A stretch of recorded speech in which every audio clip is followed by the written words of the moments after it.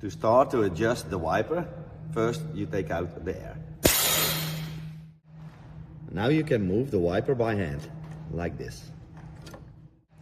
This is how the wiper has to move, like this, under the needle.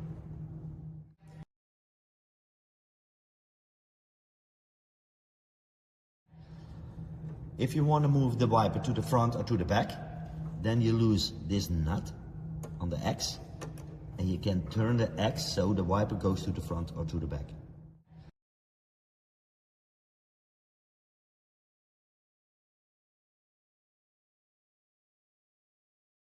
If you want to move the wiper a little bit higher or a little bit lower, unloose these two screws.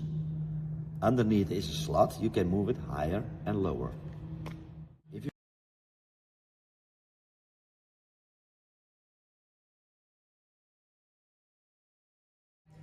This is how the wiper has to move, like this, under the needle. So on the right position, you be sure the wiper doesn't touch anything. It goes exactly in the middle of the hole.